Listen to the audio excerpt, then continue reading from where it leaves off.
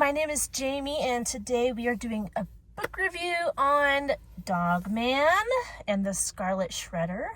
This is one of the last of the Dogman series. I still have Big Jim Begins to go. The story of Dogman, the Scarlet Shredder, is Chief has just gotten married and he is going on his honeymoon, so he gives his chief hat to this one cop who hates Dogman. So she and this weird judge who inexplicitly also hates Dogman decide to put Dogman behind bars. I don't know. There's no real reason. It just says they hate Dogman. So that's what they attempt to do. Now, what's his name? Dr. Scum.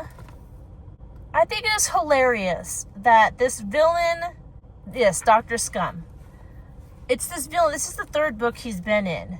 And he is such an unremarkable villain. Even Dave Pilkey knows this because he keeps introducing him as if he's a new villain, and Dr. Scum himself gets all upset because the characters in the book don't remember him. I can never remember him. Like, I can remember his face, but I'm like just now, I'm like, I think his name is Dr. Scum? Yes, it is. So, Dr. Scum is trying to take over the world with artificial intelligence, AI, robots.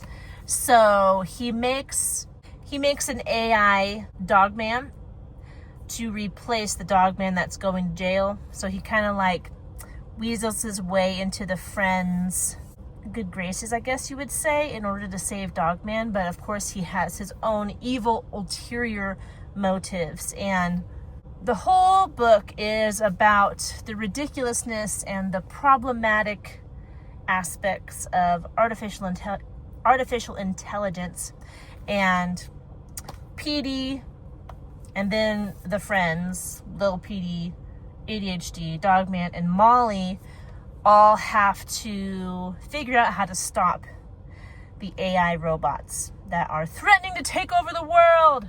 So that's the story in a nutshell, really. And it's true to Dogman form, lots of silliness, lots of jokes, action and adventure, and there's a whole story about why Dogman is red in this book. That is actually Dogman. And of course, there's morals and lessons that Dave Pilkey teaches his readers. One of them is, I can't remember the exact quote, but Lil Petey said it, and he was talking about the rain, and he was kind of like, see, the rain isn't bad. It just depends on how you look at it. And it was kind of foreshadowing a lesson that was going to be taught later in the book, which is you can't control what happens to you, but you can control your own reaction. Like you can decide if you're going to be bitter because of all the bad things in your life and everyone's against me and I'm a victim and blah, blah, blah. Or you can turn it around and use whatever has been handed to you as a means to be stronger and to be grateful and to be kind to people no matter what. So that was a big lesson that wrapped up everything. And Dave Pilkey also talked about kind of negative things in society and then had the characters deal with those negative things, like how everybody turns on you sometimes. You know, like certain people you think are your friends or you're on good terms with, and the slightest thing can make them, now we're enemies. And that happens in the book to Dogman, this hero, and somebody says something bad about him, and all of a sudden all these people turn on him. And that's stuff like that happens, and you have to learn how to deal with it. A big one that Dave Pilkey talks about throughout the whole book is AI. And there's this one chapter where he really shows how dumb it is to rely on AI, because people make the argument, oh, AI can do this for me so that I can do more important stuff. And most of the time it's like being on social media more, which is just awful. And a lot of I've seen a lot of students who have run book reports or essays through AI and then like tweaked it a little bit so it doesn't sound like AI. And it's just annoying for me to watch this stuff happen, because these kids they're not learning how to write. It could be argued that they might be learning about the subject because they have to go through what the AI has written, but they're not doing it for themselves. They're being dishonest. They're trying to get around their work. And the fact that this is an option now is just ridiculous. And like he said, people will say, oh, AI is doing this for me so that I can do more important stuff. And then for like a bunch of the book, these people have their faces are in their phones. That's the more important thing that they claim they are doing. Like, get off your phones, go do something productive. AI is not a substitute for reality. And that's a big push in this book. He tells this story and emphasizes these lessons with his usual charming illustrations.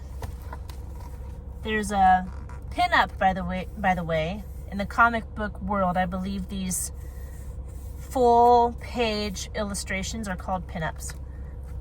And then some panel work with Dr. Scum.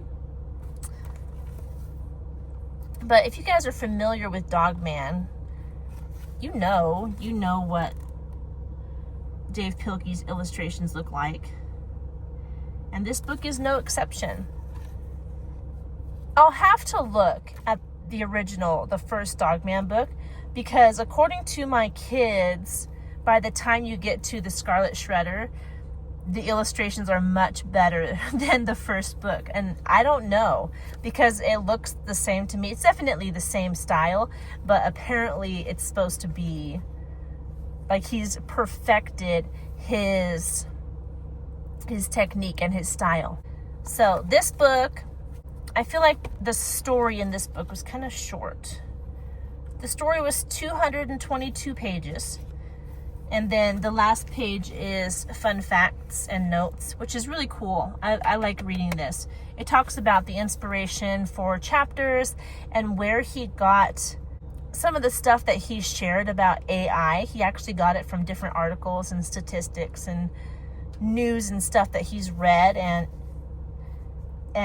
movies, and just a lot goes into these chapters that he puts together. It was published in 2024, which was just last year. Wow. He puts these out pretty quickly. Good for him. I like this page right here. I think that's sweet looking. But it was good. You could tell this book of ours, this is probably one of the newest that we have purchased because it's in pretty good shape. I had fun reading this because none of the pages were wrinkled. The colors were very vibrant, and it just felt new. Like it felt like a nice new book. But there you go, Dogman, the Scarlet Shredder. Oh, and if you didn't know, the Scarlet Shredder is based off of the book title, The Scarlet Letter, which I believe is by Mark Twain. I hope I'm not wrong about that, because that would be embarrassing. But that is my guess. All right, that's all I have for you today. I hope you're doing well. If you have a comment or a question about this book, obviously leave it down in the comment section. If you want to see more content like this video, subscribe to this channel, and I will talk to you in our next video. Goodbye. I had to look it up, you guys. The Scarlet Letter was not written by Mark Twain, but by Nathaniel Hawthorne. Shame on me for not knowing that. Now you know that I haven't read that book yet.